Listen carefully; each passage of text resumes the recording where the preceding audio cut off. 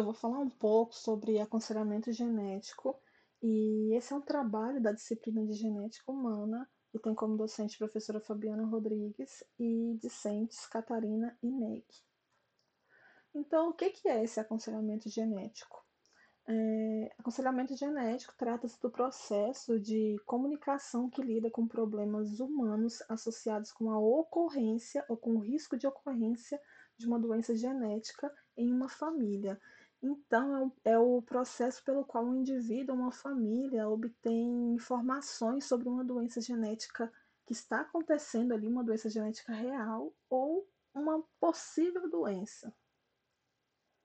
Quais são os principais objetivos do aconselhamento genético? O primeiro objetivo que eu trouxe aqui para vocês é compreender os fatos médicos, incluindo o diagnóstico, o provável curso da doença, como que ela está se comportando, como que está sendo sua progressão e as condutas disponíveis. Avaliar o modo como a hereditariedade contribui para a doença e o risco da recorrência para parentes específicos. Então, ela ainda avalia, além desse processo hereditário, ela avalia como essa doença vai se comportar para as próximas gerações, né? E ainda ela consegue analisar isso em parentes específicos. Entender as alternativas para lidar com o risco dessa recorrência. Então, diante dessa situação, quais são as alternativas para lidar com essa recorrência? Escolher o curso da ação que pareça apropriado em virtude do seu risco. Então, tem várias questões que atuam ali para essa tomada de decisão. Tem os objetivos familiares, os padrões éticos, religiosos. Então, tudo isso atua para essa tomada de decisão. Ajustar-se da melhor maneira possível à situação imposta pela ocorrência do distúrbio na família, né? Então, diante desse resultado, o que pode ser feito? Então, então, o aconselhamento genético ele busca trazer a melhor maneira possível para lidar com essa situação, com essa ocorrência. Aqui é muito importante ressaltar que o objetivo não é reduzir a incidência da doença genética. Então, tem muita gente que pensa que o aconselhamento genético serve para diminuir a incidência da doença. Na verdade, não é. Então, os objetivos delas são esses que eu citei. Além disso, o aconselhamento genético ele diminui a dor e a ansiedade provocada pela doença. Então, se tem uma família, se tem um casal que está esperando uma criança ou que não sabe se vai ter uma criança, então esse aconselhamento ele tira essa ansiedade, porque você vai ter ali a real situação, a real probabilidade. Então, reduz o sentimento de culpa e ajuda a conviver com o problema além das escolhas serem informadas. Então, a pessoa vai tomar a decisão diante de informação mesmo, né? Então, o aconselhamento genético tem até um trabalho pedagógico ali de ensinar quais os caminhos e muitas vezes ensinar para pessoas que não têm conhecimento nenhum da área, né? Então, é, faz esse trabalho de informar e, na verdade, ela não serve como um conselho, ela serve para trazer as opções. Então, às vezes causa uma confusão com esse nome, aconselhar, você não vai trazer um conselho, você vai trazer os fatos, as possibilidades, as probabilidades, você vai informar aquela família. Então, para quem que é indicado o aconselhamento genético? Ela é indicado para pessoas afetadas, esporadicamente ou não, pelo retardo mental ou retardo no desenvolvimento, malformações únicas ou múltiplas. É indicado também para casais com filhos afetados, indivíduos em risco, com parentes afetados, casais consanguíneos, né, que são casais que o pessoal fala parente de sangue, geralmente acontece com primos, né? Casais, primos que se casam e forma essa relação consanguínea. Presença de uma doença cromossômica, mulheres com mais de 35 anos, quando estão querendo engravidar ou já estão grávidas, indivíduos expostos a teratógenos interessados em engravidar. Então, o que são esses teratógenos? São qualquer substância, organismo, agente físico ou algum estado de deficiência que quando está presente durante a vida embrionária, ele produz altamente essa alteração na estrutura ou função da descendência. Então, pode ser uma substância, pode ser uma droga, pode ser algum medicamento, então também é importante fazer esse aconselhamento. Casais com infertilidade ou aborto de repetição sem causa conhecida, casais que pretendem adotar crianças e é também importante o aconselhamento pré-natal e pré-concepção. Quem é a equipe que atua nessa parte do aconselhamento genético? Na verdade, é uma equipe multidisciplinar, então são vários profissionais atuando.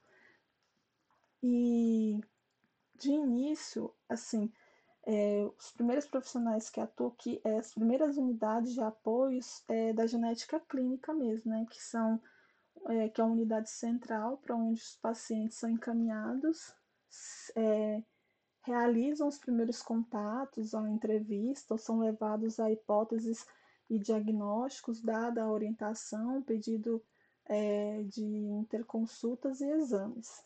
Posteriormente, esse indivíduo é caminhado para a citogenética e a biologia molecular, que são realizadas técnicas que possibilitam a identificação de cromossopatias, cariótipos e alterações gênicas.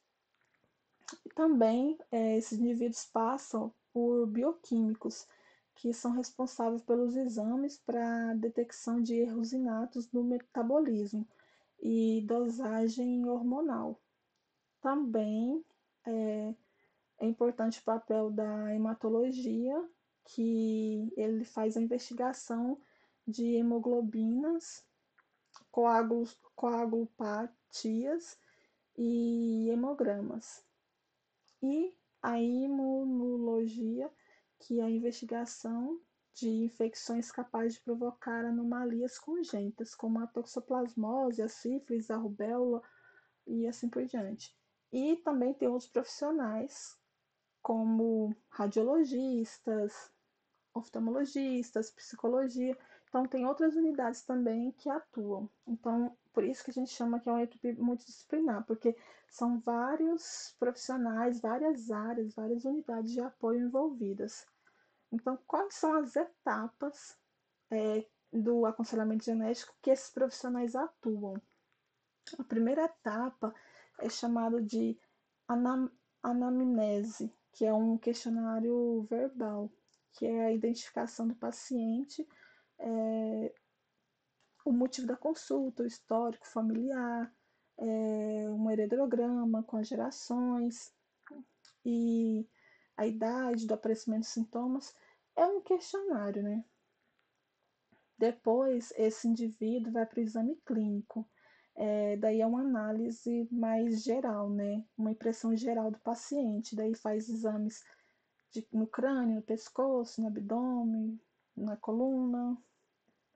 Depois são exames complementares, que são solicitados exames de cariótipo, exames moleculares, bioquímicos e etc. Depois é dada a hipótese de diagnóstico. Então, eles analisam se o problema é genético mesmo, se é um problema de causa ambiental, pode ser também, eles analisam se é padrão de herança genética, o risco, se tem risco de recorrência. E depois vem um laudo, que é um relatório escrito com o diagnóstico da doença e as informações relevantes, né? Então, daí no laudo já traz os tratamentos disponíveis, o risco de recorrência, a necessidade de investigação de outros membros da família também é importante. Se estiver grávida, já vem o diagnóstico ali do pré-natal, como deve ser feito, e assim por diante. Então, na verdade, essas são as 5 etapas do aconselhamento genético, né? As principais etapas. Aqui eu trouxe um slide falando sobre o uretrograma, porque ele tem um importante papel nessa primeira etapa, né? Então, o que é esse uretrograma? É uma representação dos indivíduos relacionados por ascendência comum, através de símbolos. Então, é feito como se fosse ele faz um registro gráfico com a história genealógica da família. Então isso ele é muito usado porque ele oferece vantagens e muitas vezes imediatas, porque ele dá ali uma compreensão rápida das relações de parentesco entre os indivíduos de uma família, ele verifica se há alguma doença hereditária na família, se a doença se manifesta em casos esporádicos ou se ela se repete, a distribuição se é em homens ou mulheres ou só mulheres, a distribuição por sexo, né? E ele também analisa a ascendência, a etnia e assim por diante. Qual é o compromisso do aconselhamento genético? Primeiro é com a ética, né? Depois, um dos compromissos do aconselhamento genético é a neutralidade moral do aconselhador. Então, é importante o aconselhador fornecer essas informações genéticas isentas de valores pessoais ou julgamentos que possam alterar o direcionamento e a compreensão dos resultados, né? Outro compromisso é não diretividade do aconselhamento. Então, um aconselhador ele não deve impor suas preferências e sim cuidar que as escolhas de seus pacientes sejam informadas e esclarecidas. Então, ele não está lá para direcionar, para dizer qual é o melhor caminho a seguir. Ele está lá para mostrar os dados, as informações e trazer o diagnóstico. Privacidade e confidencialidade da informação genética. Então, esse é o trabalho. Eu agradeço e é isso. Obrigada.